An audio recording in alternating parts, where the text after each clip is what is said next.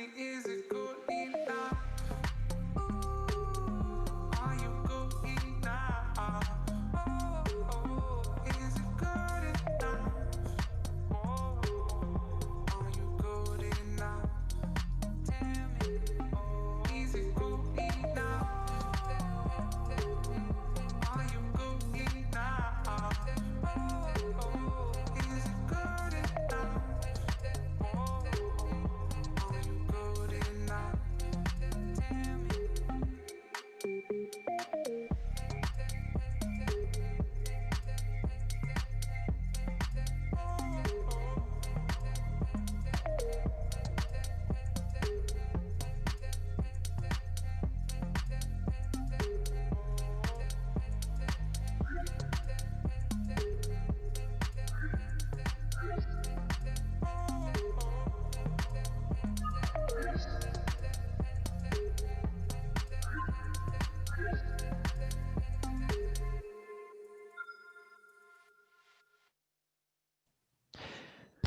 I want to welcome everyone to the Invest Miami 2020 Virtual Launch Conference. We have a wonderful lineup for you all today. We're going to be getting started here in about 6 minutes, but I wanted to give a quick thank you to our sponsors, including our silver sponsors, Fox Rothschild, TD Bank, and the Children's Trust. Our bronze sponsors, Kelly Cronenberg, Miami Association of Realtors, and Truist, and our honored sponsor, PNC Bank. We look forward to presenting the event to you all.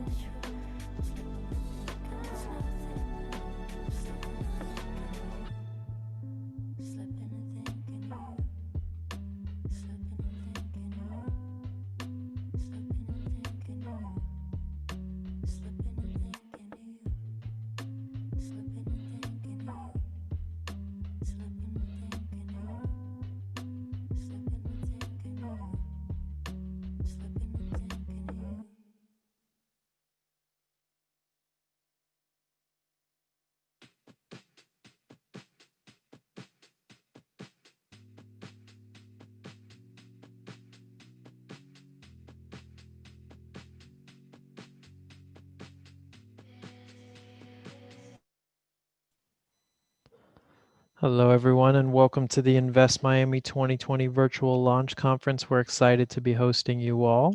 We will be getting started here in just a couple minutes, but we want to give it a couple more as we see that so many people are starting to jump into the room. We want to give everyone time to get settled.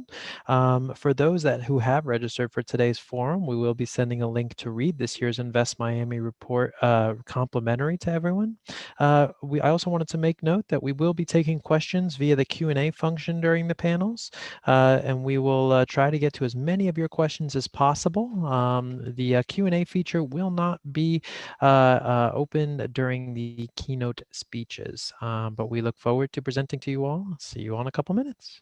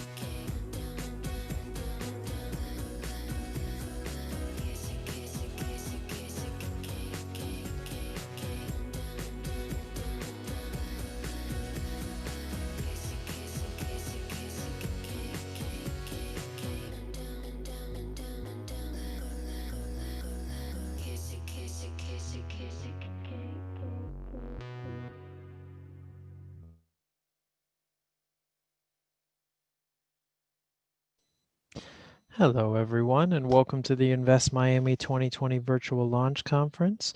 We are going to be getting started here in just a couple of minutes, but we do see that a lot of people are still joining into the Zoom, so we want to give them a chance to be able to get settled and ready for the conference.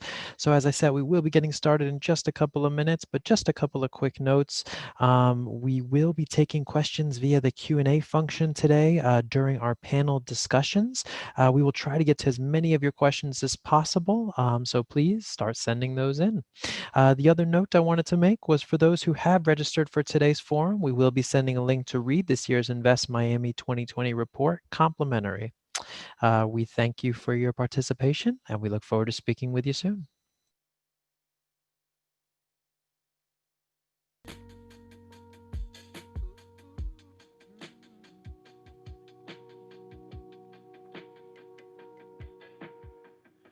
I'm ready to fall, ready to fail, to fade it in, fade it in, fade it all away, yeah.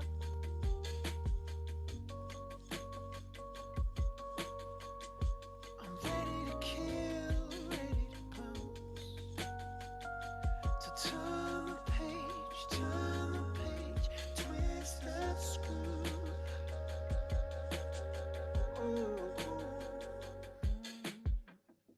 I'm ready to go, ready to bail, I'm ready to cry, ready to fly, ready to fly. Mayor Levine Cava, honored panelists, guests, and sponsors. Welcome everyone to the official launch of Invest Miami 2020. I'm delighted to have you all here virtually speaking with us today. My name is Abby Maloney, and I'm the president and CEO of Capital Analytics, the publishers of the Invest series. Today, we're delighted to launch our 6th edition of Invest Miami. When most people think about Miami, they think of the sun, the fun, the great weather, our great beaches. And of course, those elements are integral to the fabric of our community. They're probably the first consideration when people are thinking about moving here, and the first thing people thinking about when they want to stay. But we know Miami is so much more than that. In the last decade, the region has become a magnet for business, investment, entrepreneurship, and talent.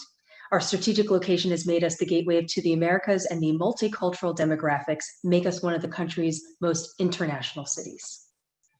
What this community has built over the years is an unassailable engine for growth. In fact, if this were a normal year, we'd be talking about records for economic growth, record tourism, record employment, and as we harnessed up the upward momentum of 2019 to achieve even greater heights. But this year, as we know, has been anything but normal. Because of COVID-19, 2020 has been unprecedented in all the wrong ways. COVID has had a devastating impact on businesses and livelihoods in the region and the country.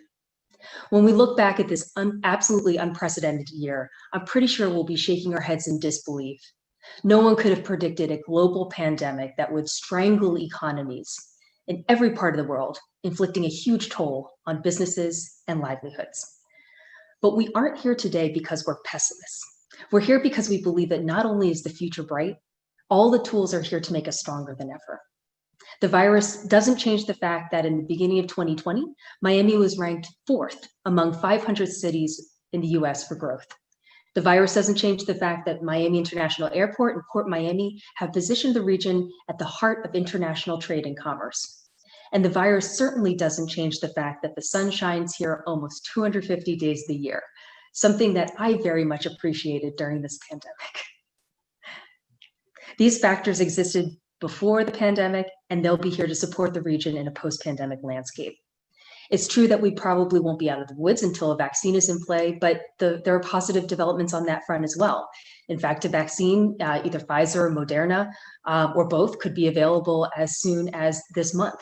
So perhaps we're closer to the end of this than we all thought. I, for one, prefer to be an optimist. I've seen for myself that there is opportunity in crisis, even in this difficult moment. This forum today to launch this 6th edition of Invest Miami is a reflection of that. When we started planning this report, I certainly would have never expected to be hosting a major business conference with well over 400 registered attendees from the comfort of my laptop. But here we are. Here at Capital Analytics, we've certainly felt the impact of COVID-19 and have started to emerge on the other side, acting on new opportunities. For example, traditionally speaking, the 200 or so interviews we conduct to produce each and every year's annual report are hosted in person. As luck would have it, a platform that was already commonplace in our company, Zoom, was giving the world a tutorial in the early months of 2020. And here we are, months later, hundreds upon hundreds of interviews conducted without skipping a beat. Crisis certainly breeds innovation, and in our case, it meant more meetings and now more markets of coverage and for our business reviews and digital newsletters on almost anywhere, from almost anywhere. In the last 6 months, we've hosted 7 virtual events, something that we had never done before, something we had to completely learn on the fly, and now is a part of our repertoire, and I believe it will be here to stay. In addition, we've expanded our media platform to include Invest Insights video series, as well as podcasts, with hundreds of interviews from a grassroots and authentic take on business, where you will see and hear some familiar Miami voices and faces. This has all proven that economic and business intelligence is now more important than ever. All of us here at Capital Analytics are very proud to play this important role in economic recovery. I'm proud to be speaking to you here today in this new environment, a new platform that represents all the possibilities we have to write our future. Rather than turn away from the barrier that's in front of us, we are here to find ways to get around it, go over it, or plow straight through. These are challenging times, but my eye is on the future. Today, mindful of the present, we'll be discussing a brighter future and how we can get there. And what a lineup we have. Keynotes from prominent South Florida figures like Adrienne Arsh, Dr. Julio Frank, and Mayor Daniela Levine Cava, and panels on the future of finance and innovation in the wake of a global pandemic. And of course, none of this could be possible without our sponsors. Our silver sponsors, Fox Rothschild, TD Bank, and the Children's Trust. Bronze sponsors, Kelly Cronenberg, the Miami Association of Realtors, and Truist Bank. And our honored sponsors, PNC Bank, Thank you. It is with your support that we can continue to attract businesses and investments to the region. For those who've registered to today's forum, we'll be sending a link to receive complimentary access to read this year's annual report. And lastly, I would like to extend a big thank you to the team at Capital Analytics for producing clearly the best report yet on Miami. I could not be more proud of your work, especially in light of what a challenging year we have had. And now it is my honor to introduce a woman who hardly needs an introduction, a business leader and an impact philanthropist. We couldn't think of a more insightful commentary on a sector that has been so greatly impacted by COVID-19. Please help me welcome the founding chairman of the Adrienne Arsht Center Foundation, Adrienne Arsht. Good morning, everyone. It's a delight to be virtually in Miami, my adopted hometown that I hold near and dear to my heart. A year ago, no one could have predicted what we are going through in 2020. To say this year has been tumultuous is an understatement. But it has been an important year, one for the history books, and one that will forever shape our future and the landscape of our society, politically, economically, socially, and artistically. 2020 has been a test of our strength and courage, of our resilience. In simple terms, resilience is getting up when we've been knocked down. It tends to be a trait that we overlook until we need it, which is usually in times of adversity and great change. We all have resilience within us, and societies and nations have collective resilience as well. But recent events have laid bare the segments of our society where we need to fortify resilience to ensure that they not only survive, but thrive. This is crucial. As we've seen this year through the lenses of a pandemic, civil unrest, and polarized politics, if just one thread unravels the magnificent tapestry we call the human condition, then other threads start to unravel. The interconnectedness of humanity, I believe, is one of the great lessons of 2020. Fortunately, resilience has a great multiplier effect. It builds upon itself. When just one person responds to challenges with confidence and ingenuity, that inspires others to say, I won't give up, or I can do that too. I'll use an example I know well, the Adrienne Arsht Center for the Performing Arts of Miami-Dade County. Since its construction, the center has been the catalyst for over $1 billion in public and private investment that has revitalized a neglected neighborhood in downtown Miami. As a trailblazer for urban transformation, it showed resilience. And a tip of my hat to its president and his team for keeping the arts alive during this difficult time. As an aside, I'm thrilled that Daniela Levine Cava, Miami-Dade's first woman mayor, was sworn in at the Arsht Center just 2 weeks ago. As you can probably tell, I'm passionate about developing resilience. At the Adrienne Arsht Rockefeller Foundation Center for Resilience at the Atlantic Council in Washington, D.C., we focus on resilience solutions that enable people, cities, and systems to bounce back better, faster, stronger from the effects of climate change, migration, and security threats.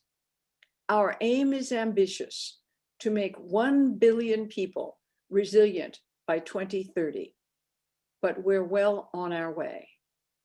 This resilience work, which we do all over the world, and one of our hubs is in Miami, dovetails with the mission of the Adrienne Arsht Latin America Center at the Atlantic Council.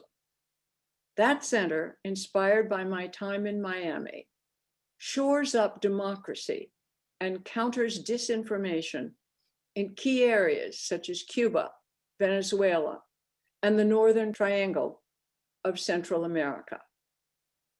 Our latest effort is the Caribbean Initiative, which we launched this September to foster this region as a US trading partner.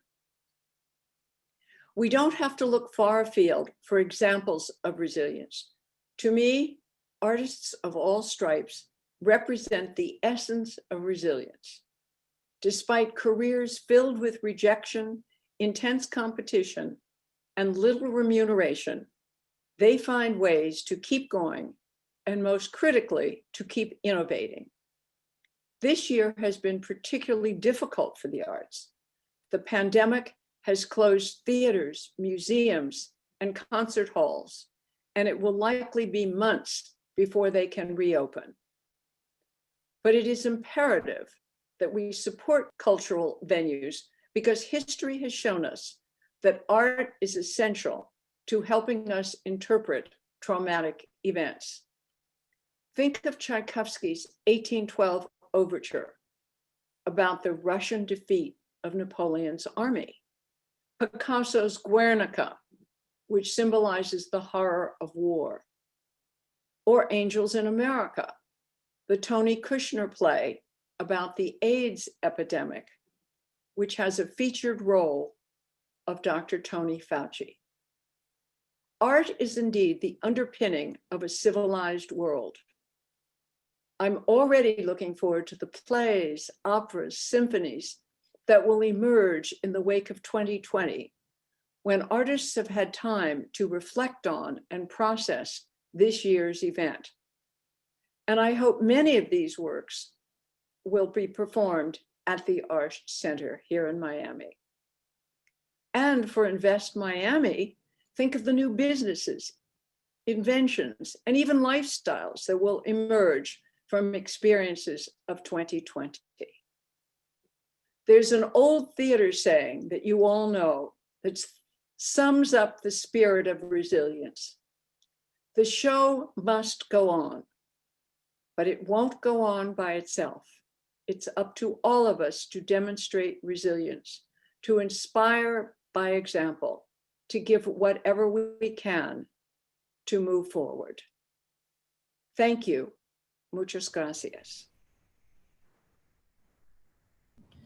Thank you, Adrienne, for those remarks today, and that's an important message on resilience. I think it's one of the most important ones that we should all take to heart at this time.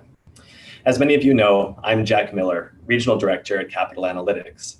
I oversee 9 markets throughout the East Coast. Of those markets, though, I'm happy to call Miami my home and to have been able to meet and work with so many of you here.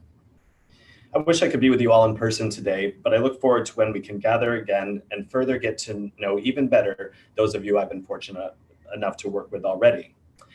I want to add my appreciation as well for all of you supporting this year's publication and this event today, especially to those who have grown with us in this market and whose feedback has allowed us to expand our platform and ever evolve the insight we provide. While 2020 has been challenging, we do look forward to working with you long-term towards the continued growth and development of the market. Now, I'm pleased to introduce James Hodge, President and CEO of the Children's Trust, who has an important message for us today around the Trust's work to combat inequality for our youth, and who will be introducing our first panel today. Over to you, Jim. I'm Jim Hodge, the President and CEO of the Children's Trust. It is truly a pleasure to be here today. The Children's Trust is a dedicated revenue stream to support children and families in Miami-Dade County.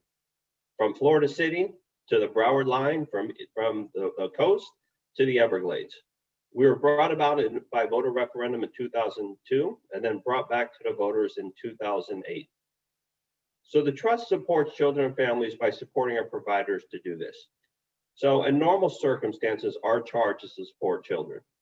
But during COVID, it took, this community actually needed us much more than they ever have, and we stepped up.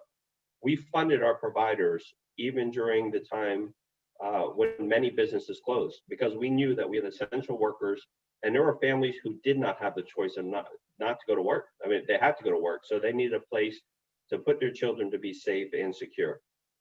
We also offered PPE for our providers. Our providers had a hard time affording PPE and gaining access to PPE. So providing substantial amount of PPE so that our individuals taking care of children and families are safe and secure in doing so, and the children are safe as well.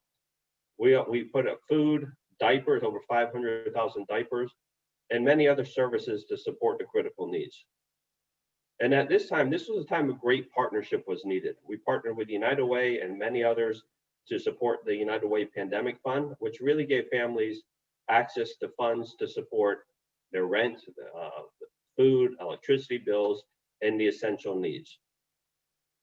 And during this time of taking care of children and families, there's great need, and then there's our most vulnerable in this community, our foster care children, our homeless families, and we stepped up to support those families as well.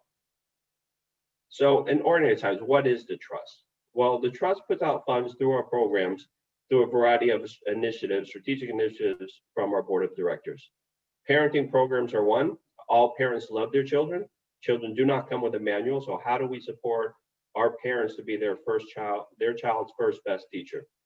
After school and summer camps, we put over 30,000 children in after school and summer camps. That's 30,000 kids who will be safe after school, who will have a meal, who will have literacy skills, physical education, sports programs, as well as literacy and homework assistance. Family and neighborhood supports to provide the wraparound services to children and families who need it. And early childhood development has been part of our portfolio since we started, is how do we have children whose by age of 4, 90% of brain development occurs. So how do we make sure that we have quality education for children so they enter kindergarten ready to learn? The school health clinics has been in our portfolio for over 10 years. And at the time of COVID, it's even needed more. We're in 150 schools with over 300,000 visits to our clinics. That's 300,000 children who, many of them do not have a primary medical home that we are providing the services for. The book club, going back to our literacy or early literacy, the book club, we mail books from birth to 5 years old. Our initiative used to be 3 years old. We expanded it. And these are books that get mailed monthly to the children. And they see the excitement in their face when they open these envelopes with a book that their family can take time, sit down and read with their child. And for the business community, our summer youth internship, we have talked for years about building a pipeline. Well, we have built a pipeline. 4 years ago, we started this with 1,200 teenagers from 15 to 18 years old. We went to 1,200 3 years ago, to 1,800 to 2,500. So we're looking to go to 4,000 this summer. And we have partners with the Miami-Dade County Public Schools, and the business community. We will pay for these interns. You just have to hire them. We will pay, we'll open a bank account. They get high school and college credit. You select who you want, and we will pay for the internship. If we really want to impact this business community, let's reach down, continue to strengthen this pipeline so that these children have valuable internships. And as you know, many of you hire who you know. So, and we've had great success at the Trust of hiring individuals who came through our internships. So thank you. If you would love to learn more about the Trust, www.thechildrenstrust.org. You can find information or follow us on social media. At this time, it is truly a pleasure to introduce the moderator, Steve Zelkowicz, Office Managing Partner at Fox Rothschild. Panelists, at this time, please turn on your videos and unmute yourselves.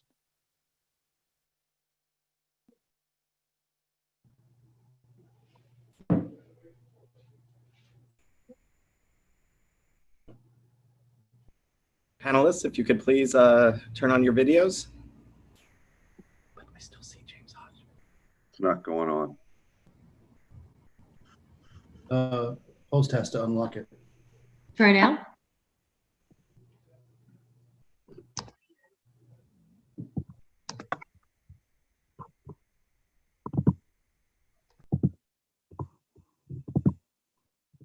The ability to turn on the camera is now activated.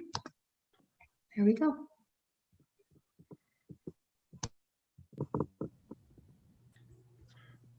Good morning, all. Thank you. And thank you, James, for that introduction. Truly appreciate it. My name is Steven Zelkowicz, and as James indicated, I'm the managing partner of Fox Rothschild's Miami office. I'm here to moderate the panel, our first panel today, which is the future of finance.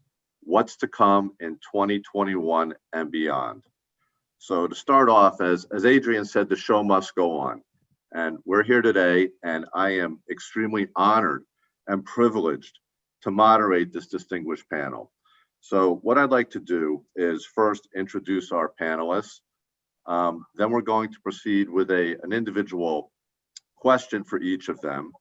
And then we're going to get to the meat of this panel and truly discuss the future of finance and what's to come in 2021 and beyond. So first, the introductions. First, we have Nick Maselli. Nick is here with us. Nick is the regional president of Florida Metro of TD Bank. We also have with us today is Jeff Ransdell, founding partner and managing director of Fuel Venture Capital. And last but not least, of course, Ryan Marks, corporate finance and strategy lead for Kaufman Rowson. Okay, so to get started, I'd like to go around to each of the panelists. We're going to start with Nick. Nick, if you could, introduce yourself a little bit and give us some of your background. And then the question that we have for you is, how has the landscape changed for traditional banks and fintechs in terms of what they can offer to customers? And do you anticipate increased collaborations with the ecosystem, for example, between banks and fintechs? Thank you. Thank you very much, Steve. Appreciate the opportunity to be here today. And I apologize for background noise as my neighbor has decided to cut down trees while we're having this virtual webinar. So I will stay on mute as much as possible. So I've been with TD for about 23 years now, and have spent the last 3 of those down in the state of Florida. I may have a little bit of a Northeast accent, so the majority of my career was spent up in New Jersey, but I made that one-way trip down to Florida and have absolutely no regrets. As it relates to fintechs and banks, there's been a lot of controversy back and forth about, who will win. And I think what we found is that it's really through collaboration that we will be able to find these solutions. The fintechs certainly have the technology and they have the speed, but the banks have the customer bases. And so it's really through that collaboration and working together. And we've been very successful over the last several years of partnering with fintechs to deliver deeper and more rich services for our clients. And we expect that to continue.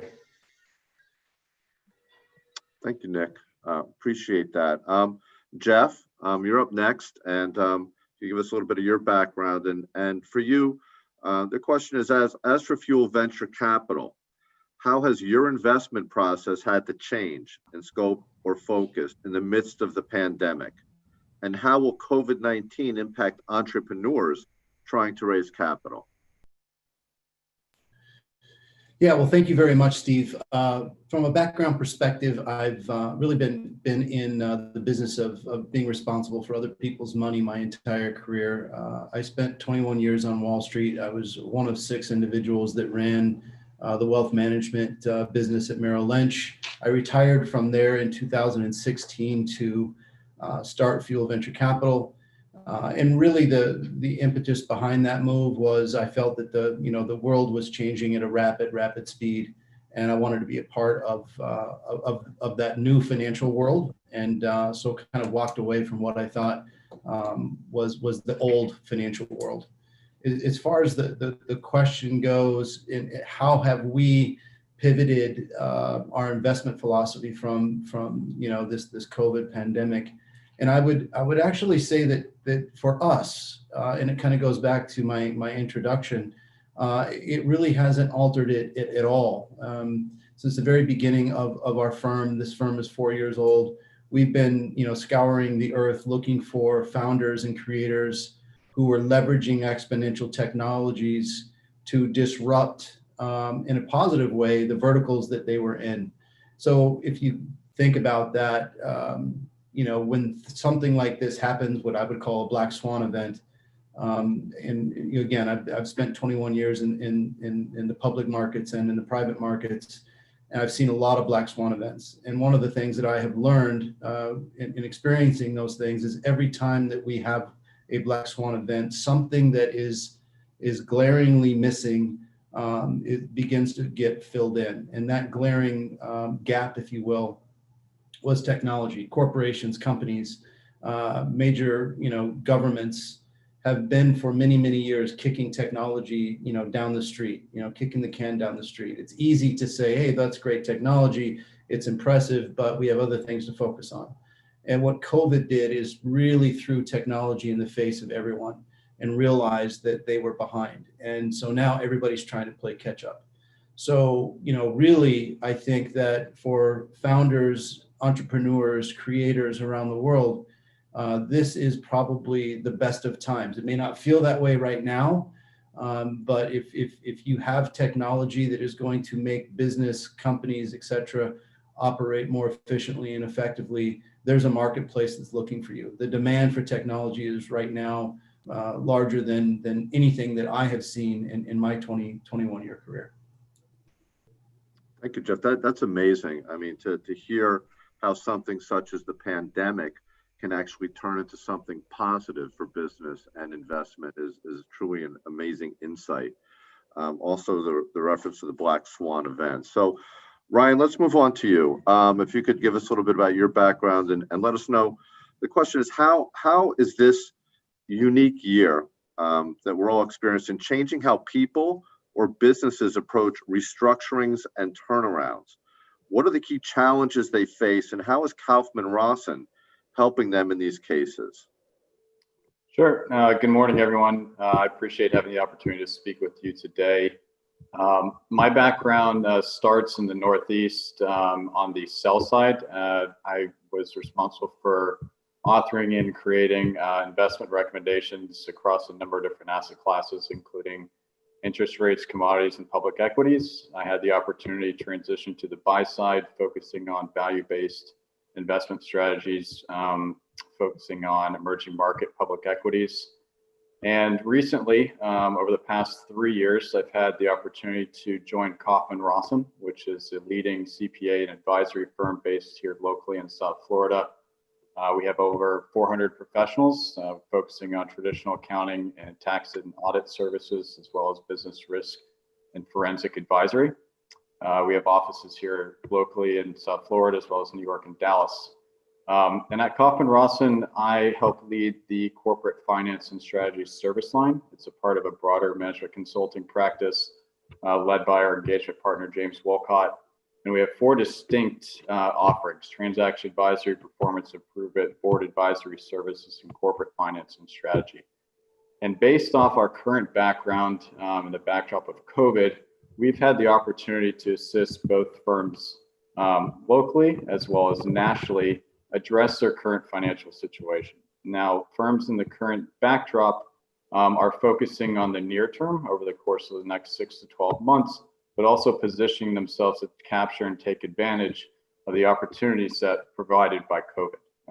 Some of the types of firms that we're working with range from distressed companies trying to renegotiate loans, as well as stable companies focusing on strategic growth initiatives, divesting assets to fund their operations, or financial sponsors who are trying to diversify their revenue streams through strategic deal types. Thank you, Ryan. I mean, certainly in the legal field, we're experiencing the same as you are, and helping many clients with restructurings and obviously seeing a lot of refinancings and some actually robust bank activity. So before we get to the main meat of this particular panel, I just want to get a feeling from the 3 of you based on your experience here. What is sort of how would you describe the initial response of, from Miami in general, from the Miami business community to the pandemic? I mean, what were some of the positive things that this community did, and what maybe could have been done better? And how maybe do you think businesses can take advantage of this new landscape? And I think Jeff got into this a little bit, to shape future growth. Nick, do you have any thoughts on that? Yeah, sure we do. Clearly there was an impact in Florida, and when you think about the state of Florida, there was more of an impact in South Florida than in the West Coast or up towards the north. And tourism, as we all know, was mentioned earlier by Addie, has always been an important part of our economy. And according to TD Economics, the international tourism was down a enormous 91% this year, and domestic tourism is actually down 56. And this has clearly led to job losses. However, anytime that you do have these black swan moments, there's an opportunity of, pivot or perish. And we've clearly seen companies choose to dig down deep and get back up. And it's a time where those that are entrepreneurial are able to find ways to shift their business, to adapt to new products that they may be able to diversify. And then, if that's done correctly, it leads to, multiple revenue streams to help them get through more challenging times. The danger, of course, is that you risk losing your core business, but you got to really look hard at your core business today and recognize, how is it going to change and evolve? And the other thing that we're asking all of our clients is really to think about a disaster plan. And, that same survey talked about 81% of small businesses did not have a disaster plan pre-COVID. The good news is that in talking to them, 69% of those respondents said that they will absolutely have a future plan, and they're doing it by building cash reserves, by creating model flexibility, improving budgeting, accounting methods to cut costs, but also, using technology and tools to be able to streamline their businesses so that they can operate more effectively remotely and take advantage of this black swan event. So I think it was appropriate to use that term as we continue to look forward. And how we're seeing more and more WebEx events, virtual lunches, where instead of taking a client out to lunch, we're setting up a virtual lunch, ordering takeout, sending it to our client, and sitting down at their house in our home and getting our business done. And also keeping expenses down, because we're finding that our travel and entertainment budgets are down, but how do we rechannel that money and put that into investments in technology and helping our clients get through these challenging times? Thank you, Nick. That's very insightful. Certainly we are all here in South Florida used to disaster plans in the short term when it comes to a hurricane type event, but nothing as long lasting and deeply impacting as what we're experiencing now. Jeff, you have any thoughts on the community and how the response was and what we've done right, perhaps what we could have done better? Let's, from the what could we do better? I'm a big believer, leaders sit behind a curtain and they have a lot more data, they have a lot more information than the rest of us have. And I'm a big believer that if I had the information that they have, I'd probably make the same decisions that they made.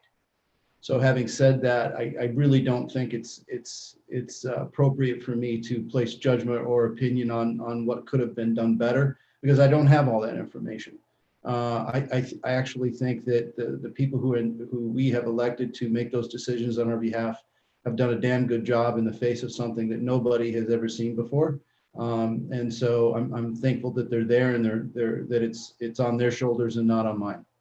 As far as the positive things, I'll say that when I started Fuel Venture Capital 3.5 years ago, everyone thought I had lost my mind, that I wanted to headquarter the firm in Miami. What in the world are you opening a venture capital firm in Miami? You should be in Silicon Valley. And, at the time I used to tell everybody, look, Miami is going to be a major location for the tech ecosystem globally. There is no question in my mind. When you think about our proximity to Latin America and you understand how important Latin America is to the growth slates of every company, be it a major corporation all the way down to small and mid-sized companies. They need access to Latin America. And I hope this isn't offensive to anyone, but Miami is a very important part of Latin America. Some people even say that it's the capital of Latin America. I'm not saying that that's true or it's not, but we are definitely connected. And so I have always believed that this would become a major location. And now let's fast forward 3.5 years, that is all coming together, right? And when major firms start to see the benefits, other firms follow along. You now have, from a venture capital perspective, you have SoftBank, one of the largest venture capital firms in the world. They're here. And now you're starting to see a lot of other venture capital firms. 3 years ago, we were the only ones here. Now you're seeing multiple firms on a daily basis moving to Miami. Honestly, upsets me a little bit. I wish it would be a couple more years later, but for the city of Miami, I think it's fantastic. You look at the private equity sector. Blackstone is moving and setting up an office in Miami. Blackstone being, in my humble opinion, probably the 1,000-pound gorilla in the private equity market. And as a result, there's a lot of other private equity firms that are following and following suit. You have some pretty famous people like Shervin Percival, probably one of the top 40, top 50 venture capitalists in the world. Eric Schmidt spends a lot of time here. Travis Kalanick spends a lot of time here. I could go on and on and on and on around the finance side of things coming to Miami. And with that comes talent, and with that comes founders. We have recently moved our headquarters from Wynwood to Coconut Grove. We have significant plans to create a fairly large tech campus here in Coconut Grove. We're securing a lot of real estate, and we are talking to a tremendous amount of founders currently in Silicon Valley that have plans to move to Miami.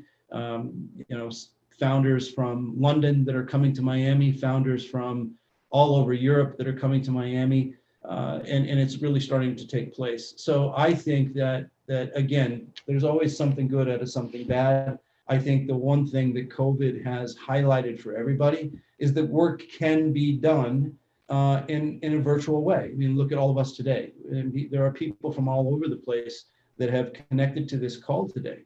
I literally have been on Zoom calls since 7 o'clock yesterday morning, all throughout the evening in Europe and in London, closing a very large fintech deal that we just closed at 7 a.m. this morning. And we can do that work. And so what's happened is people have realized, well, why in the world do I want to be in Silicon Valley, where it costs me, $8,000 a month to live in a 500 square foot apartment, and the amount of rent that I have to pay for my office is exorbitant, when I could move to Miami? I've got the best weather in the world. I've got access to Latin America. It's truly an international city. I can have a quality of life that is significantly higher than what I have there. And that's what's happening. And you also see it in New York. The number of New Yorkers that are picking up roots and coming down to Miami is in the hundreds of thousands. So I'm very bullish, if you can't tell, on where we sit right now as a community and where I think we can go. And I think where we are going is going to require people who are on this panel, people like Mayor Levine, who has locked arms with us, and I have a tremendous amount of respect for him and the help that he's helping us with. But we've got to lock arms, and we've got to tell the world that this is where you need to come. This is where the talent is, and what we will have over the next 5-10 years will be very impressive. Thank you, Jeff. I'm sure we all couldn't agree more. I mean, the growth over the last 20, 25 years that Miami has experienced has been phenomenal. The investment that occurs here, not only from Latin America, which is tremendous, but the venture capital that pours in from Canada and Europe as well, and the Far East now. So Miami always has been, and I think always will be as well, a mecca for investment and finance. Ryan, what are your thoughts on the question about the initial response to the pandemic by the Miami business community, and how things were handled, and what can we look for as we land the landscape to shape the new growth in the future?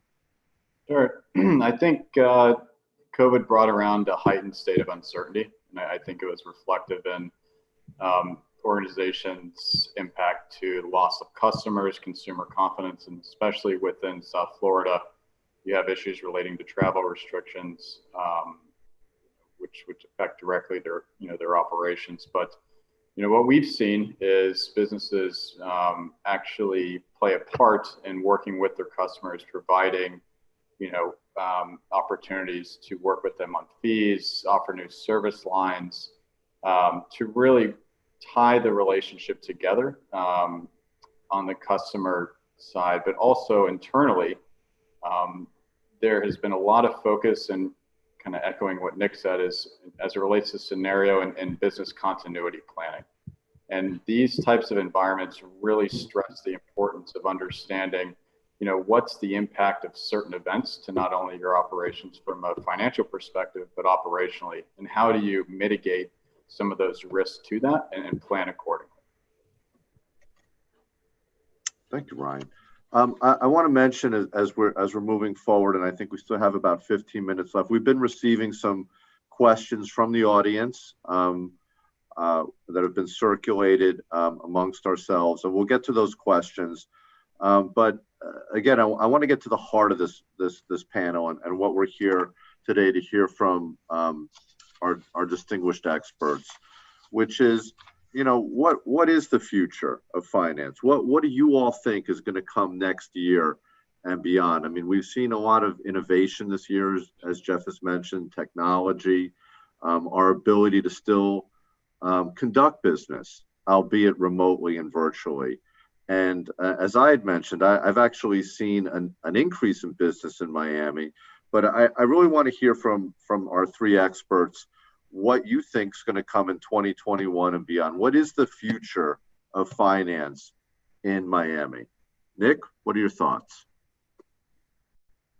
Well, it's this transition that we're going through. It's this moment of reflection that I don't think any of us would have taken the time to do in our normal course if it wasn't for what happened and sort of the COVID, hitting us the way it did. And we're seeing adoption of digital account openings that exceed, our 10-year growth rate in literally 6 months. We are seeing the desire for consumers to want contactless methods of using their debit cards. Nobody wants to push buttons anymore that are publicly accessed.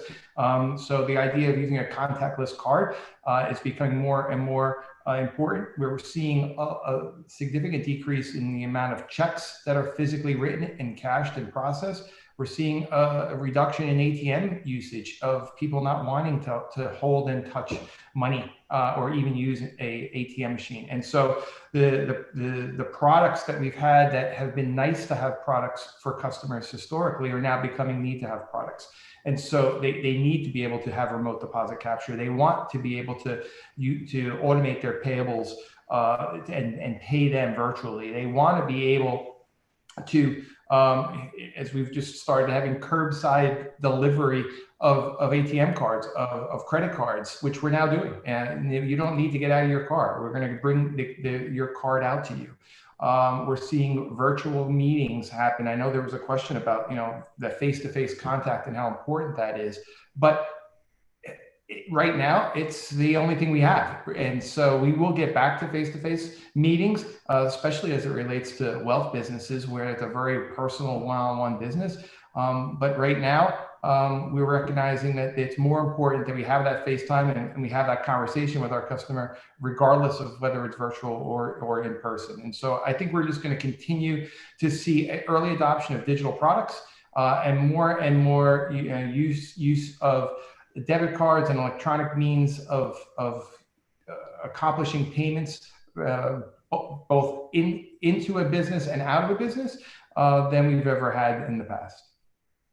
So, I mean, in essence, and I think we saw this in the banking industry, especially retail banking the pandemic, is less and less folks wanting to go into a retail banking center, and it sounds like we're accelerating all the technology that was just starting to take effect prior to.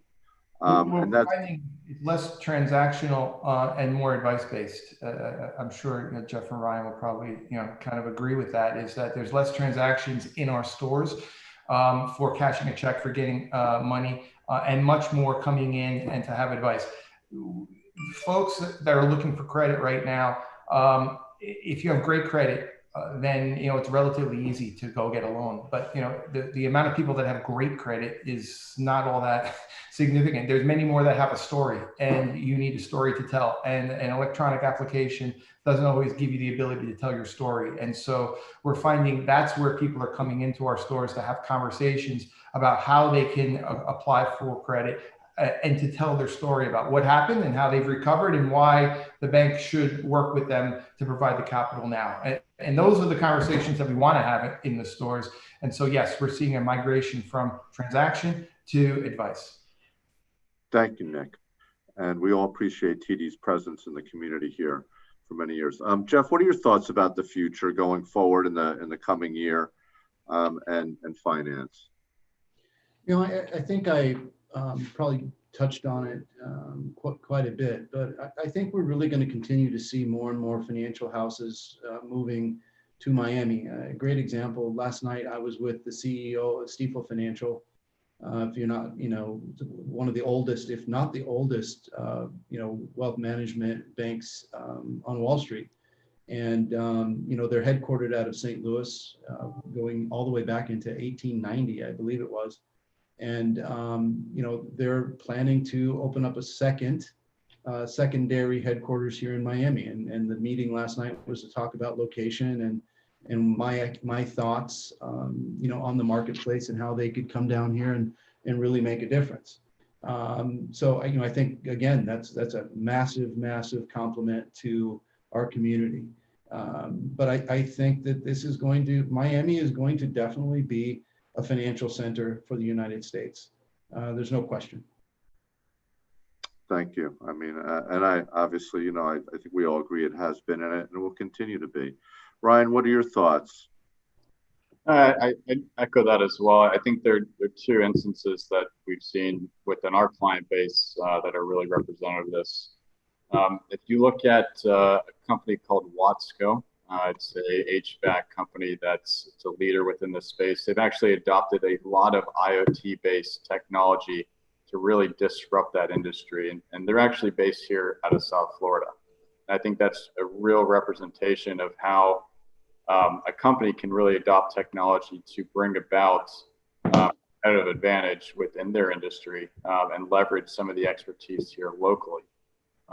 Another example of this is Cano Health. They recently filed about $4.5 billion SPAC with roll-ups with healthcare facilities here locally.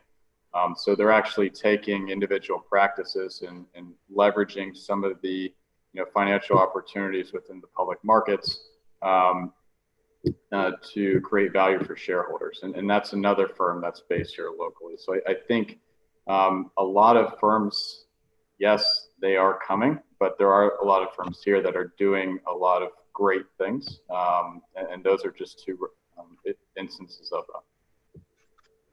Thank you, Ryan. As I mentioned earlier, we have a couple questions from the audience. I'm not sure if the panelists have had an opportunity to go through them, but I'm just going to throw this one question out that's come from the audience, and then perhaps if someone wants to jump in, perhaps, and address it. So the question is this: how will your post-pandemic business models and strategies positively impact that segment of the community that has been most impacted?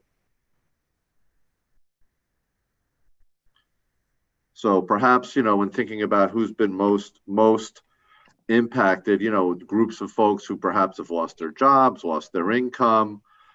So perhaps we're talking about, economic development opportunities, new businesses here in Miami, perhaps the hospitality industry, which is one of our biggest economic engines here in Miami. How is that going to rebound? And how are these folks going to get their jobs back, perhaps? Any thoughts on that from anyone? I'll jump in real quickly, Steve. Unfortunately for us, as the foundation of our economy is very much focused on hospitality, and unfortunately, that has been affected significantly. You think about our hotels, you think about our cruise ships. It has been tough, and I don't personally, again, my humble opinion, and I'm not saying that I'm right, but my view on it is it's going to take some time to get us, back to where we can feel comfortable doing those things. So for me, and again, I don't want to beat this to death, but I really do believe that it would be an intelligent thing for our political leaders to sit down in a room with folks like us and do some brainstorming around what can we do to make Miami more attractive, even more attractive. Let me say it that way, even more attractive to the founders and the entrepreneurs and creators from around the world. And what are we going to do to incentivize them to move their companies here to, because when those companies come, jobs are going to need to be filled. And the quickest way to offset or to fill the gaps that are currently in place from those industries or those verticals that are struggling is to replace them with verticals that are not struggling. And right now, I don't think it takes a rocket scientist to figure out that it's only because of technology that we are all able to continue to conduct business and our lives, since March of 2000. Everything has changed, and it's changed really leaning into the technology. And we all just need to understand that and get really busy, trying to figure out how we can make ourselves even more attractive to those individuals.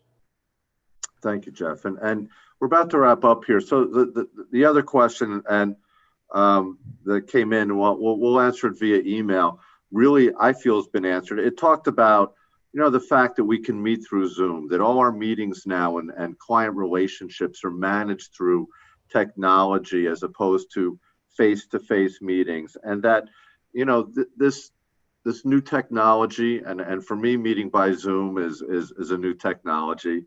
Can't replace that face-to-face meeting and the client relationships that are generated through that. But moving forward, and the question is basically moving forward, how is that going to be managed? And I think, Jeff, you've answered that, and Nick and Ryan as well. Obviously we're looking forward to perhaps the vaccine, perhaps getting back to a normal, but it'll be a new normal. And I think a lot of businesses, including legal, accounting, finance, and banking, are demonstrating that we can adequately and even better perform our services, via technology.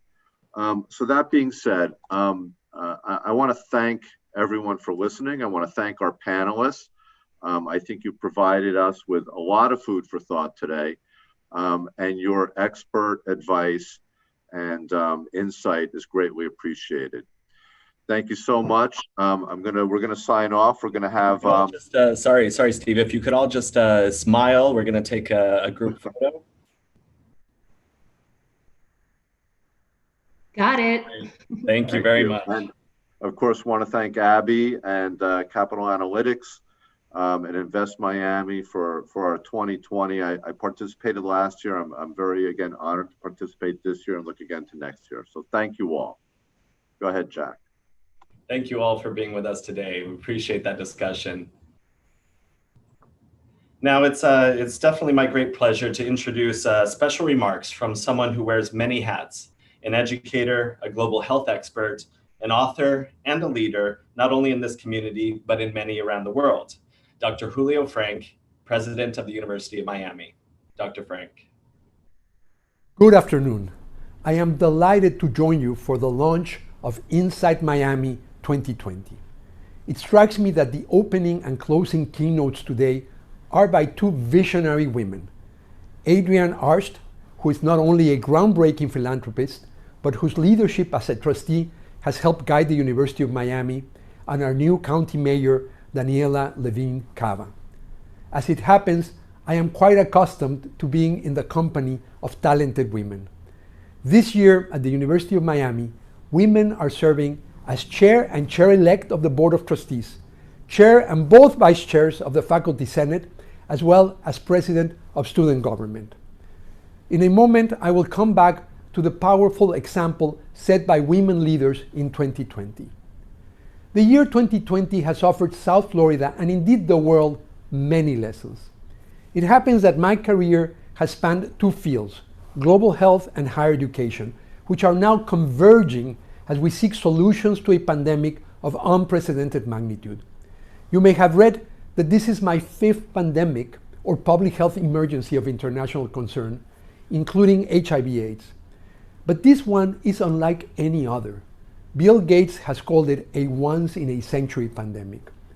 While the magnitude of the pandemic, its economic consequences, and the social unrest fueled by the disparities it has laid bare are unprecedented, for those of us in public health, a 21st century global pandemic was not a question of if, but when. One source of frustration among global health experts is the decline of interest and investment after an acute emergency passes. If we have learned nothing else in 2020, is that we cannot afford to do that again. The extent of illness, economic hardship, and social disruption brought upon the world by COVID-19 is such that it has generated never before seen attention to our common fragility stemming from health risks. There is much talk about a new normal. We have a once-in-a-century opportunity to build a better normal, and we owe it to those who have suffered to apply the lessons we have learned thus far. This will be my topic today. There are many potential lessons, but I will focus on three macro lessons. The first lesson is the importance of leadership in response to a public health threat. While the pandemic is clearly a global challenge, a strong global response requires strong national responses. And these are not two levels, as one might infer from the language we often use. As we do with many complex issues, including climate change and poverty, we need a local approach that mixes global and local. The huge variance we are seeing in the effectiveness of national responses to COVID-19 among countries with the same level of development, facing the same virus, affecting the same human species, that variance reveals two patterns that I'd like to discuss. One pattern characterizes the worst responses, and that is an overrepresentation of countries led by populist politicians. Populist governments have a tendency to undervalue expertise, undermine science, and politicize behavior by pitting the good people against the bad elite.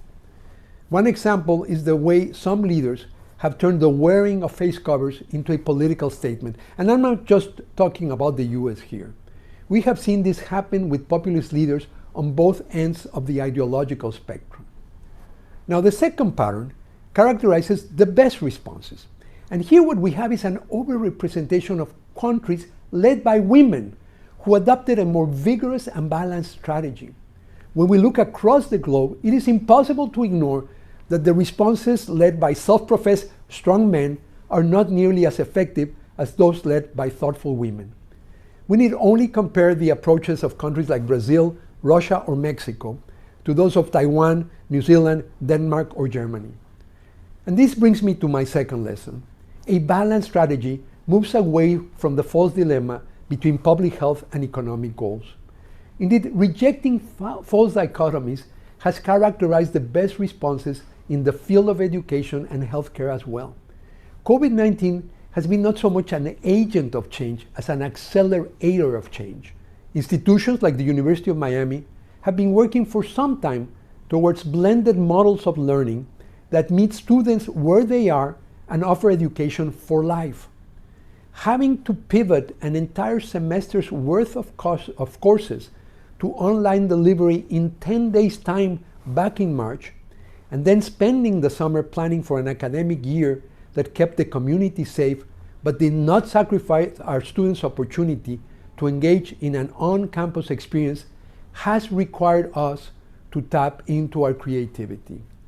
Similarly, at the University of Miami Health System, tools like telehealth, which had already been introduced, proved to be game changers in continuing the care for our patients facing chronic conditions, even as our UHealth heroes on the front lines respond to an acute health emergency.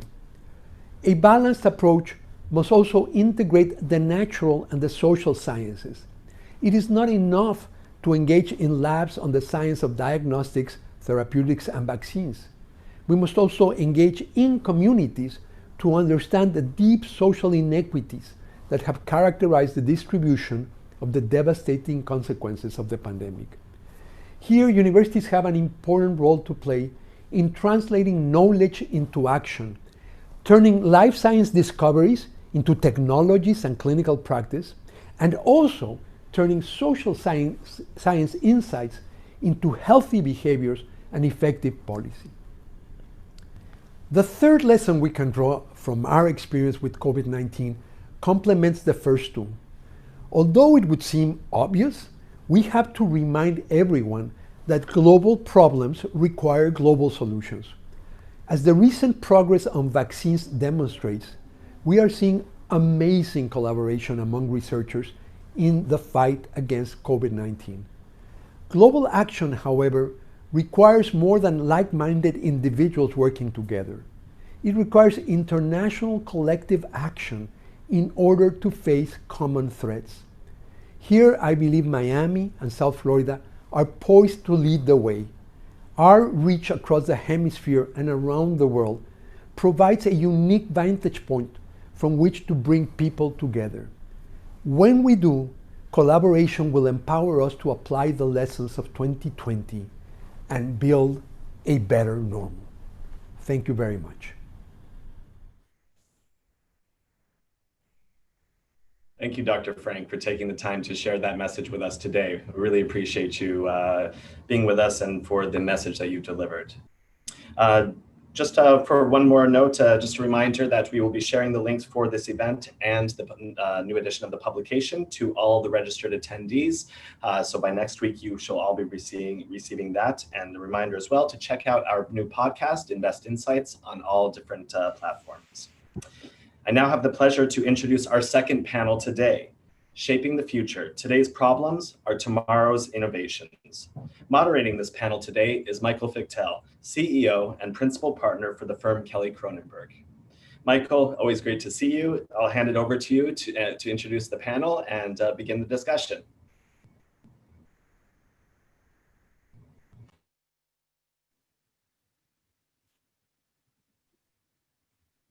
Oh, you're muted. If you could just unmute yourself.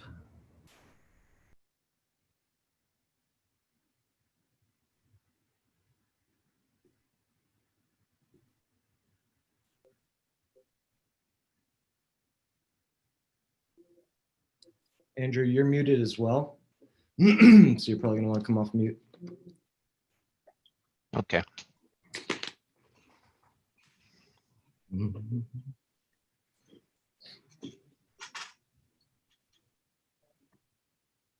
Michael, we're still having some issue hearing you.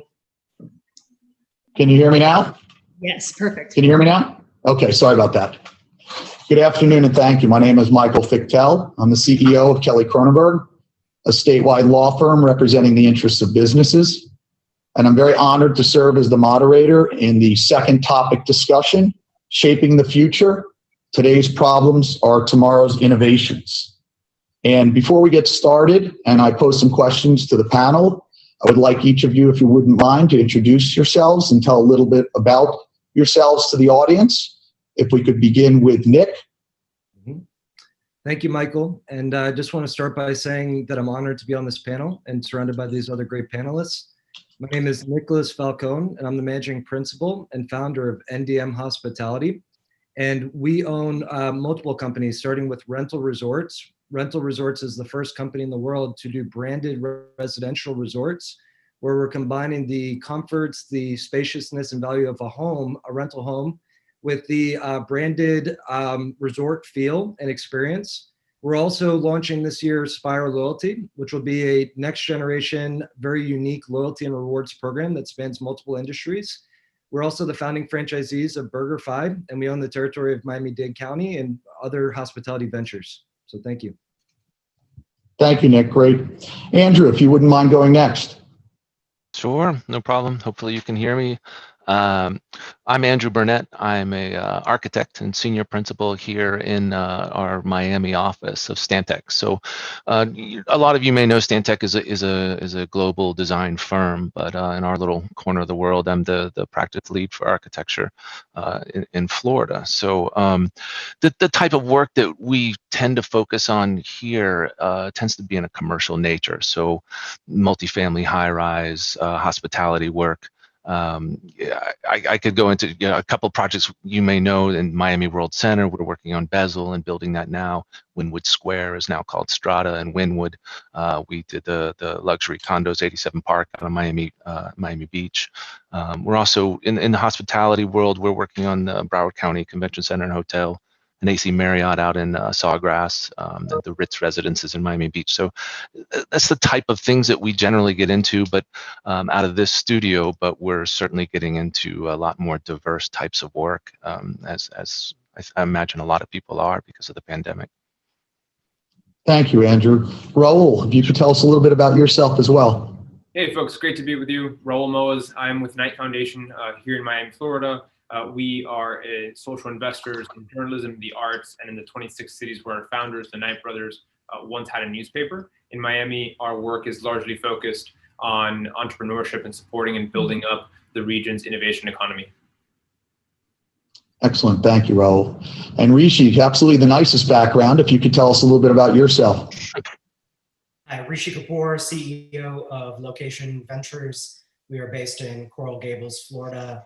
We're a 4-division company specializing in very high-end single-family homes, luxury condominiums like the one that we're building behind me, multifamily, value add, and then a co-living, co-work, and wellness brand by the name of Urban, which is about inclusion in the urban core with more accessible price points for people to live, work, and seek wellness. So that is what we do right now, focused on the Tri-County area here in South Florida, and pleasure to be here with everybody. Thank you so much. Thank you, Rishi. And again, beautiful background, nice condominium. Gentlemen, the structure today is going to be some individual questions for each of you, and then we'll have some panel questions. And if we have time, we'll take some questions from the audience as well. So my first question is going to go back to you, Nick. And I know the pandemic dealt a serious blow to the region's hospitality and service industry, and the industry seeks to come out stronger from this experience. But what is your organization doing to strengthen your offerings in both the service and hospitality? And if you don't mind, I've got a second part to that question. What can be done to transform many of those lower skilled jobs into higher paying jobs and more secure and more knowledge intensive type positions? Thank you, Michael, for the question. As stated multiple times already throughout the presentation today, the hospitality industry has obviously been heavily impacted by the pandemic. Our businesses were not any different from that, but at the same time, we've been blessed to be in the subsectors of hospitality that we live in. Specifically, using some examples, BurgerFi and our quick service restaurants. Surprisingly, we are actually seeing year-over-year increases in sales right now. I think that with the quick service nature, the ability to do takeout, the ability to do to-go orders, it's becoming a very appealing dining option for a lot of individuals, a lot of people. So, with that being said, that's just one aspect of positivity that we are seeing, within our market. In regards to strengthening, we've done a tremendous amount of things to strengthen our companies, to strengthen our standpoint and where we're at as a company. A lot of it has to do with policies and procedures, our ability to manage crisis, especially with our team and our guests. Another example of, some positivity though that we've seen out of that and the strengthening is relating back to rental resorts. A lot of hotels are seeing a major impact right now, but with homes and the fact that we have the ability for people to vacation in homes, it creates a little bit more of a sense of comfort. So talking about strengthening again, we're actually seeing now more than ever that the pipeline of new resorts coming to our portfolio of people that are interested in partnering with local resorts has actually skyrocketed. It's gone through the roof because I think people are looking for that type of travel accommodation. So luckily, we are pretty well positioned when it comes to the types of hospitality that we're in and being able to weather the storm better than maybe other aspects of the industry. Technology is no different. We've seen minimal to no impact on our technology business, especially being that we're in the design phase and launching in 2021 Spire Loyalty, our newest venture. To answer the second part of your question, though, Michael, I'm very passionate about that. You know, we're as an entity, as a company, our biggest value and culture is mutual success, and being able to support our team and really provide people with the training and the abilities to grow within the organization.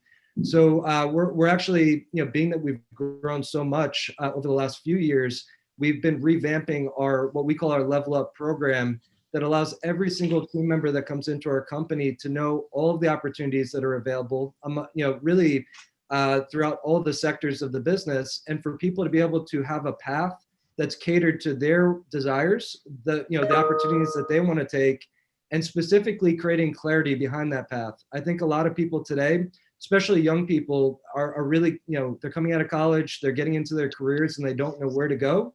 And we pride ourselves on being able to provide people with that clarity and that ability to grow. Excellent. We find the same thing, that obviously people are looking to grow and look towards the future and have opportunity with their employer. And that's an excellent vision and an excellent plan that you've implemented. Thank you very much. Andrew, from the design and architectural and engineering standpoint, what trends did the pandemic help disrupt and or accelerate? And how can the design architecture community drive innovation in the county moving forward? You know, something that Mr. Frank just talked about too was really the tie between the economic trends and the sort of the health and wellness trends, and how inextricably linked they are. And what we've seen that I've found sort of interesting and surprising as we've gone through this is that we've seen more of a reaction on the macro scale than the micro scale, you know, at least from our view of the profession. You know, we've seen that short-term macro adjustment to the economic stressors that are there, you know, whether it's project types that are changing or the locations that clients are asking for projects aren't the same locations they were asking for before. The trends that we're seeing are in response to trends that were maybe already moving in an upward trajectory, but now have just been supercharged, you know. So, you know, whether it's in workplace design to look for more collaborative workspaces, smaller workspaces, people are still dealing with the leases they had before the pandemic, but they're planning for what their workspace is going to be after the pandemic, and it's different. But it's a trend that was already moving. The growth of industrial and distribution sector growth supporting an online marketplace. We're seeing clients that weren't necessarily in that space suddenly in that space. We're seeing conversion of office spaces into science and technology to lab spaces, those types of things. So these are sort of big changes to the type of work they were doing, right? Rather than micro changes. Another one that comes to mind is the retail centers, you know, turning into mixed use developments and that sort of thing. So looking at sort of big change. And I think that that's a short-term response to what we're all going through. And as we all of us become better experts at dealing with health and wellness and economic stressors and the tie to them, we're also going to start to fine tune, and we're going to start to respond in a micro way as to sort of how we design our buildings and our communities to work more like dimmer switches and less like toggle switches, you know, to find settings, you know, that match the settings of our environment. You know, I think that we'll find, and there's good information out there, that the virus can remain with us, you know, over time, and we'll be taking booster vaccines and things like that year to year. So it's not going to just go away, but it can remain seasonal, right? And in a way that puts some emphasis back on wellness and health and its tie to economy and financial health, and that those two things are together. So we start to learn from other sectors that we're in. You know, we're in healthcare. We don't do as much healthcare out of our Miami studio, right? But from our partners, they bring to us, here's the technologies that have worked really well in healthcare as far as like UVC lights in your mechanical systems and things like that. And we start to bring those technologies to, you know, a residential multifamily development or hospitality, hotels and things like that. So it's not new technology, it's just repurposing of things that are already there that we find support, you know, both our financial and our health, you know, our wealth. Health and wellness, right? So I think that's a trend we'll see as we go into more of the long-term phase of how will we change the way we build. Yeah, I think we're all looking for, as business owners and entrepreneurs, we're all looking at different options going forward for our various businesses, whether it's space or, as you mentioned, whether it's touchless type things in elevators or various technology that will help allow us to navigate what we've now learned as a result of this pandemic. So thank you, Andrew. I appreciate it very much. Rishi, as an integrated real estate platform, Location Ventures invests in one-of-a-kind living experiences. Given the challenges of this past year, how has your investment strategy had to transform, and has your project focus have to change at all? Yeah, it's a great question. So for us, we've been very lucky as a 4-division company at kind of having a variety of legs to stand on with missions that I think were very much in mind as far as our 3 pillars of nature, wellness, and technology heading into the pandemic.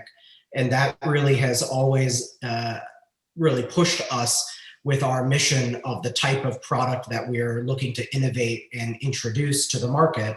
So what I mean by that is, for example, in our luxury condo space, our average unit sizes are 3,000 square feet, 1,000 square feet of terrace. We're the first condominium at Villa Valencia, for example, that is partnered with Delos, which is a wellness company out of New York City, where we have every unit, including circadian rhythm lighting, water filtration, air filtration, and monitoring.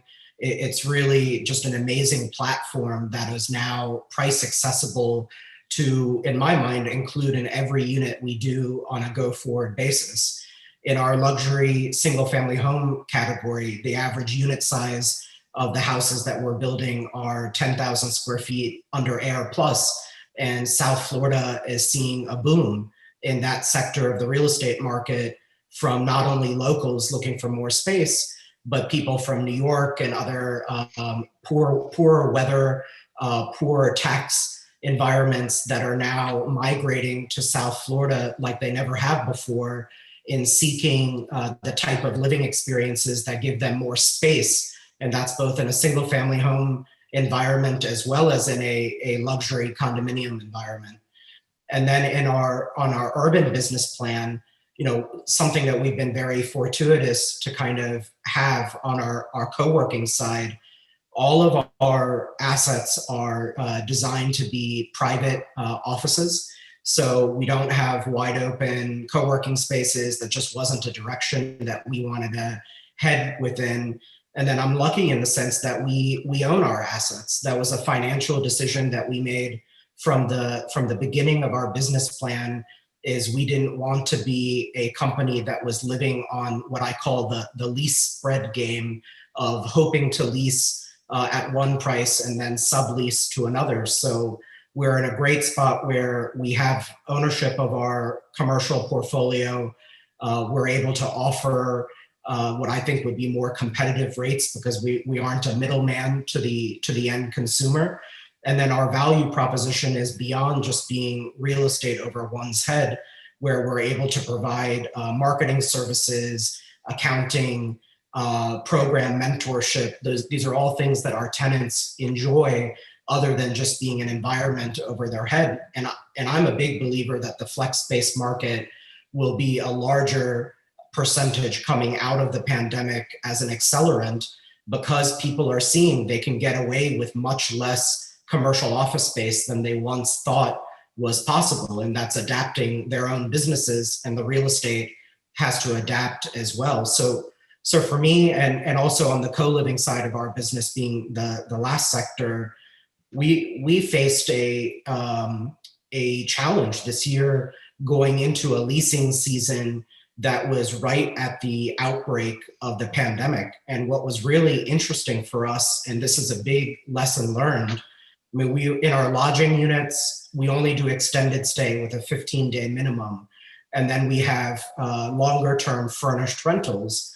And we were facing a period where we were looking at 25 or 50% occupancy months, which was frightening. Nobody writes that business plan, right? At least if you're expecting to make money.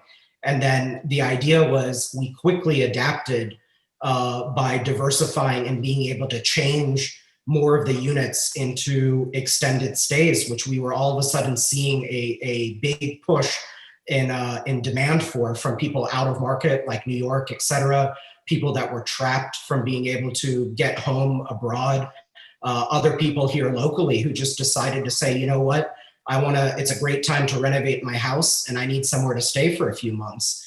So ultimately what we did was very quickly adapt our co-living units to be able to accommodate furnished short-term rentals. And it was a valuable lesson. We had no month below 65%. The last 2 months have been at 90%. And the next 3 months, we have at 100% occupancy. And I say all of that proudly because I think it's very much a lesson that I would impart upon anyone that's listening is I think going forward, you have to have the ability to face diversification of your income streams within your physical assets, being able to have a plan B and a plan C, because if plan A goes, haywire, you can't stop paying the mortgage that only lasts so long with any types of relationships with lenders. And it's important to be able to diversify your income stream. So ultimately that to me was the big lesson that we were successfully able to navigate during the kind of dire days of earlier this year. So Rishi, it sounds like your co-living environment or model was where you pivoted most, and the prior models were even trending in that direction prior to the pandemic. Is that an accurate statement? Yeah, I mean, that's a blessing from above on two of our asset categories that we wanted to be best in class in houses, best in class in condos in a boutique setting. We wanted to bring in elements of nature and wellness and technology into the home that I don't think any other condo project in Florida even comes close to approaching. And we're actually launching a new condo brand around wellness luxury with a new forthcoming project in Fort Lauderdale Beach. So those are trends 100% that were kind of accelerated, if not accented, during the pandemic that we were already just fortuitously focusing on. Well, very insightful on your part. Thank you. Raul, the Knight Foundation has been keen on broadening and deepening the region's growing startup ecosystem. What are among the nuanced challenges entrepreneurs face when scaling their business in the current environment? And for you too, I have a second part. And what could be done to encourage new tech businesses, especially those that complement industries that are already strong in the area? Sure. So I think when we heard a little bit about this in the earlier first panel around kind of Miami's ascent of sorts as a place where more software companies are choosing to base themselves out of. Tech-enabled companies are basing themselves out of the city in a really interesting way. And I think that's largely kind of predicated on the city's quality of life. You're able to work from more places today than you were at any given point before. And that's driving folks to seek out what are the amenities, what are the lifestyle choices I want to make for me and my family. And so what we've seen over the last few years, not just nurturing kind of an idea, but an actual thing, an actual community, right? So Knight's investing in a momentum, in a real community. What we've seen is an acceleration of that trend. And in the last few months, that's picked up as well. The challenges when it comes to scaling that existed before were real when it came to access to capital and access to talent. Those are real challenges. But at the same time, the the pandemic has accelerated this idea that you could actually build from more places, and capital actually can be invested just via Zoom. We heard someone this morning talk about how they closed a term sheet over Zoom at 7 a.m. in Europe. Like, that is doable. Venture capital has continued to kind of be deployed in the last 8-10 months.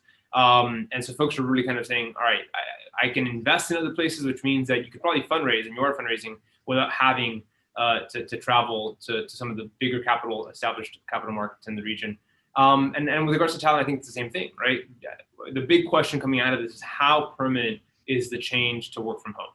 How permanent is that change? Has the pendulum swung in a direction that's going to be reversed? I've heard kind of the festive nature of the 1920s now kind of be explained against the relief of the pandemic of 1819, right? And I wonder if we're going to have the same thing here. Are the 2020s going to be kind of this moment of exuberance because we're all going to kind of want to come back to this quote unquote normal, and work from home actually doesn't stick because we really do gravitate back towards what we had? Or has it actually unleashed kind of people, a trend that was already happening, and people saying, I really don't want to be in traffic 45 minutes each way in South Florida on the 836. So I think the trends are favorable for the city. And when you mention the idea of what's next and how can we support, I love Rishi's point around diversification. That really is part of the challenge that we're facing today, that we're living today.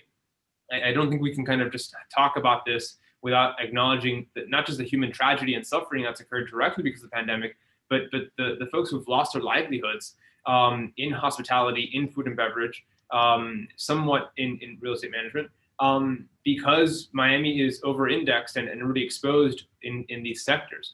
And so while Knight's mission isn't necessarily to diversify the economy, we're not an economic development agency, that's not what we seek, we very much do kind of see the correlation. We see the impact that welcoming more new Miamians, or making it easier for native sons and daughters of the city to launch a tech business or a SaaS company or what have you, what that does to diversifying the economy. And in that diversity comes the resilience that Adrian Arsh was talking about this morning, that builds inherent resiliency into the market, into community. And so we're looking not only, I think from our perspective, we're looking to support efforts that help talent come to Miami, succeed in Miami, and stay in Miami, specifically through the lens of the tech and innovation economy.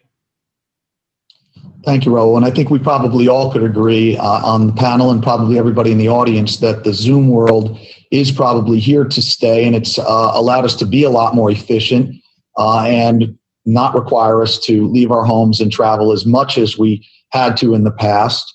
And I think that's probably a good thing, and most people would agree, I guess, other than maybe the airline industry people, but in some of the hotels with their conferences. But be that as it may. A couple questions that I'd like to pose to the panel. I'll start off and ask Nick if you wouldn't mind addressing this question first, but certainly after Nick speaks, anybody please jump in with any further comments. Let's talk about the definition of what innovation means to you, Nick, and to your company as this pandemic has all taught us. Thank you, Michael. With innovation, obviously that could mean, the creation of new goods, services, products. But I think the key thing is the word change. We're very big in our organization on promoting change and not being afraid of it. A lot of people, they see the unknown, they see things that maybe they aren't accustomed to, and they shy away from that. And there's that fear of maybe failure. We promote that. We tell people all the time that we're not perfect human beings. We're not going to bat 1,000%. But if we're not trying, if we're not going out there and approaching that change and looking for that enhancement, that innovation, we're going to be standing still. And as our company's goal is, we want to be 10, 20 years ahead. And that's why we are embarking on things like Spire Loyalty, because we truly believe that is, the future of where loyalty and rewards can go, and really opening up doors for people to buy and sell and to gain rewards and loyalty and, products and services they've never been able to do before. Among many other innovations that we're doing within the company. So we're big proponents of change, and we're big on just making sure people are confident to embark on those paths. And Nick, has that always been your culture as a company, always willing to embark on change, or is that something that has recently occurred as a result of the pandemic? I would say it's something that we've always focused on, but I think with the pandemic, everybody, who's been speaking today has touched on it. It's been a little bit forced as well, and people have had to find new ways to compete, to further their business, to tweak and, kind of reposition. So, it's something that we've always felt passionate about, but, this pandemic has brought a whole nother level of focus in regards to innovation for sure. Yeah, I think we all have been taught to get out of our comfort zone. Andrew, if you don't mind, the same question, a little bit of a definition from you and your organization as to what innovation means. Well, I think Nick makes a good point. You can't innovate without taking some risk. And from our perspective, we try to create a studio environment that supports that innovation, that supports taking those risks and looking for new ways of doing something. You have to have sort of that combination of technical expertise and the creative daydreamers that say, oh, could we do this? What if we tried that? Ultimately, where we thrive and where we get very excited is when we're working with a group that has a really hard problem, or a group that says, I really want to do this, but I don't know if it makes any sense, and I don't know how to do it. That's where we can really, that's where we're really excited. That's what we're really passionate about. So it gives us an opportunity to do what we've all trained ourselves to do. So in that sense, the pandemic for us has been a great challenge, because it gives us an opportunity to reimagine some of the day-to-day things that we took for granted, and reimagine how we can make them different, how we can make them better, how we can make them more of a reflection of the community we want to be, instead of the community we felt like we had to be, and sort of get out of some of the routines that we're used to, even if it's just commuting, like you said, or some of the simple things. I would hate to return to the same workplace we left in March. We have to come back to a different workplace, a better workplace, and something that supports a better balance in all of our lives, because I think we've all been shifting the balance in our lives and figuring out what works better.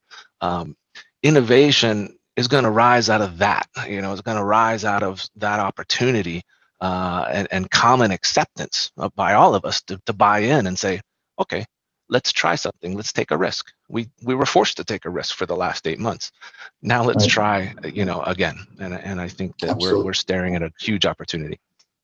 Absolutely. I appreciate it. Listen, gentlemen, believe it or not, we're already out of time, but I want to thank each and every one of you for your participation. And it was very interesting, your comments, and to learn about your businesses. So once again, thank you. And obviously, thank you to Invest Miami. Thank you. If you could all, as before, have a smile, please. We're going to take a group photo. Got it. Thank you very much. Thank you. Thank you. Thank you. Thank you all. Thank you, Michael, and thank you to all of our panelists for being here with us today and for that excellent discussion. Challenges do produce the best innovations, and I'm sure we'll be looking back at this time no differently. It's my great pleasure to introduce our final speaker today, a longtime lawyer, social worker, advocate, and commissioner in our community, and who is now the first woman to be elected as mayor of Miami-Dade County, Daniela Levine Cava. Mayor Levine Cava, we're glad that despite everything, you're able to be with us today, and we hope you're feeling well. And I'll turn it over to you for your remarks. Thank you. Thank you very much. And I'm really honored to join this august group of business leaders as you plot the future. Obviously, we can't do it alone. We can only do it together. And I'm looking to you for insights about what I can do in my new role as mayor of Miami-Dade County to assure that we not only recover, but that we recover better. That will definitely need to be our plan. So I think that we're all quite aware of the challenges, and now comes what are the solutions. So thank you again for letting me be part of this important conversation.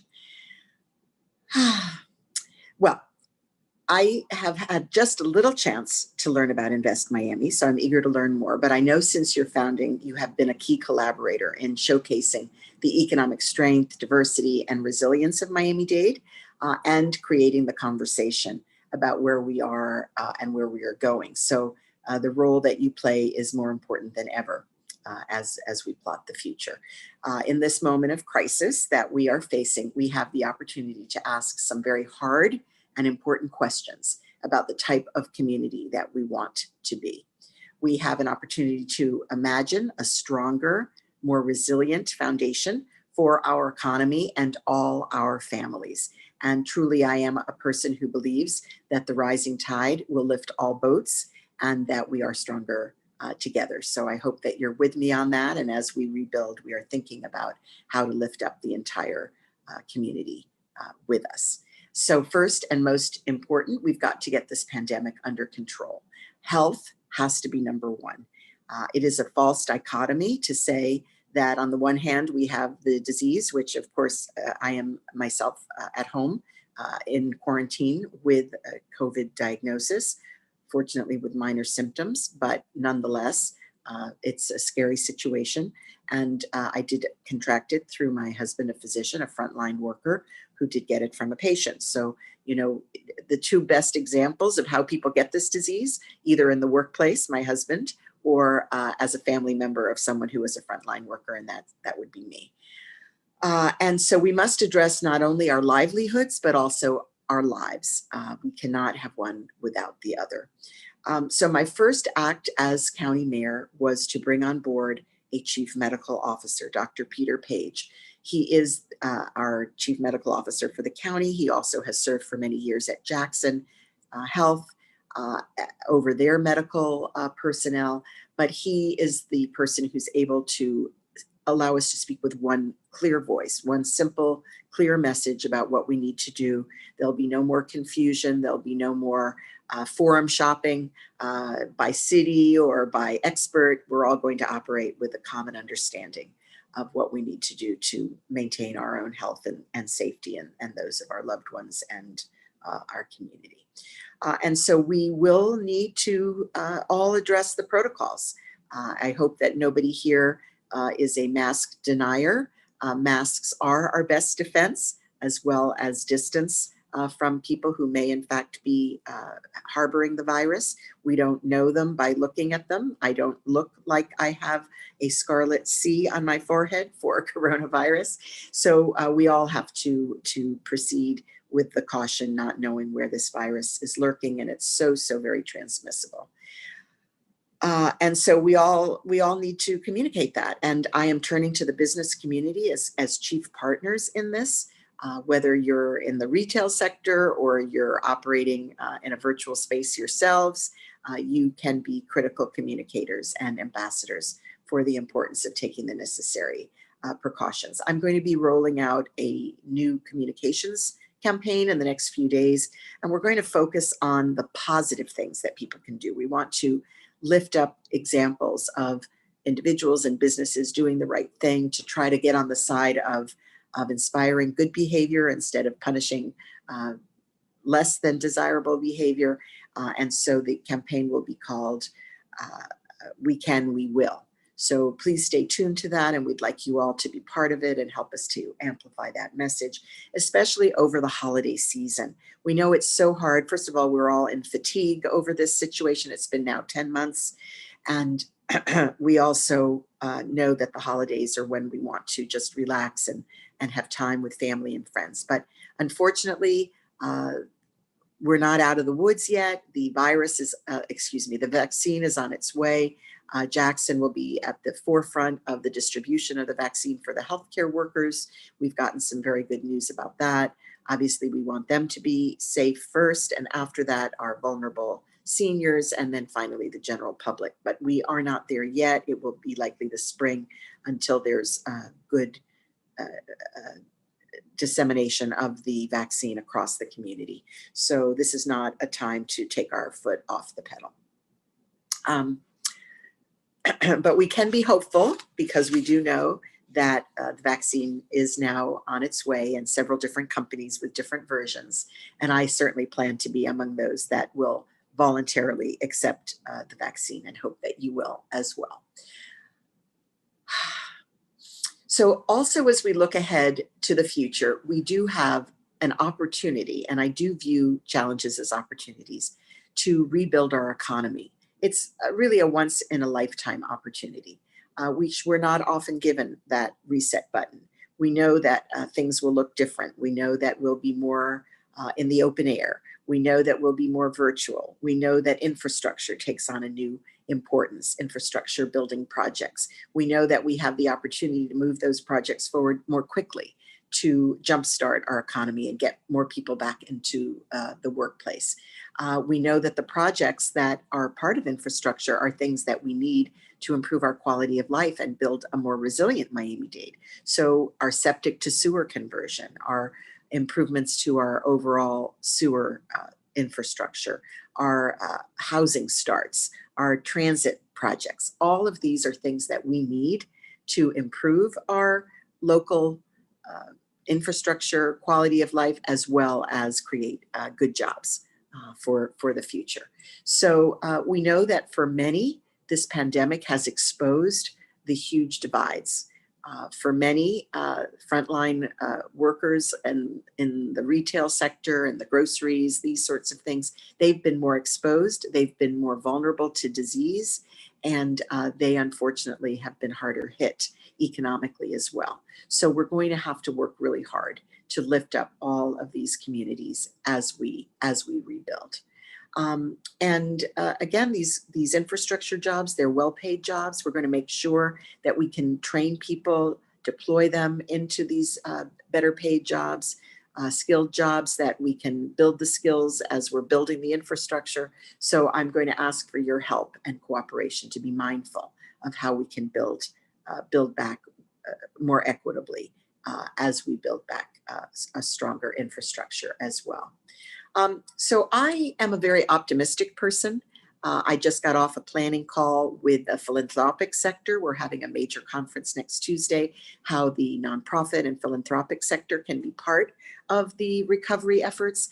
And for those of you who serve on nonprofit boards or volunteer in the community, I know you know firsthand the struggles that so many are facing, and we need you to step up in your leadership roles in the community as well, to speak up for the needs of those who are the most badly affected. And I want to mention here specifically the housing crisis. We have about 6,000 households already in the pipeline for eviction here in Miami-Dade County, and there has been the eviction moratorium. The federal moratorium will expire the end of December. There has not been aggressive eviction actions through the county's sheriff office, which I'm responsible for. We're going to have to look closely at those who are avoiding eviction despite their ability to pay. Obviously, landlords have to pay their bills, including their tax bills, but we are going to have to come up with a very aggressive strategy to prevent massive homelessness, which will not benefit anyone in our community, much less those directly affected, but all of us. We cannot afford to have the bottom fall out of our housing market. So these are some of the additional challenges that face us. Again, I am optimistic. My 40 years serving this community as a lawyer and a social worker, I know how resilient we are, particularly Hurricane Andrew recovery. For those of you who recall, that was the time when we really came through and we were able to rebuild stronger. So we are going to take that same spirit of collaboration, of caring, of optimism, and show the world that once again, we can get it right. We've already overcome many difficulties, and we are going to, with your help, the business community's help, be able to thrive once again. For example, we have created now a permanent revolving loan fund of $25 million for our small businesses. I'm inviting the private sector to step up and add dollars to the pot so that we can make that a long-term program. We've provided $30 million in grants to our hospitality industry and others.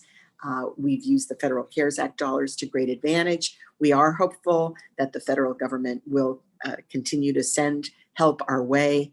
Obviously, this is a national phenomenon, not just a local one. But I am very proud of how adaptive we've been. Our airport and our seaport, for example, have diversified more cargo as the passenger side has declined.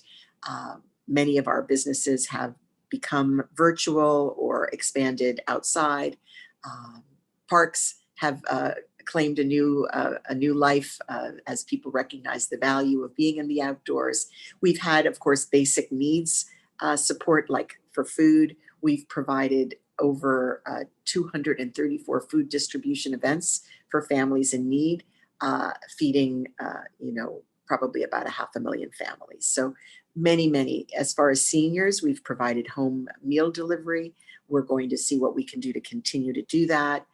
Our seniors are homebound and vulnerable, and the programs that they used to attend are not open in this difficult time. So I am grateful for the partnership of our innovators in the business community, for those of you who are active in civic and community life, and eager to continue to learn with you about how we can diversify our economy, support our entrepreneurial sector, and together build our way stronger out of this pandemic. Thank you very much for the opportunity to address you. Thank you very much, Mayor Levine Cava, for being with us today and for your remarks.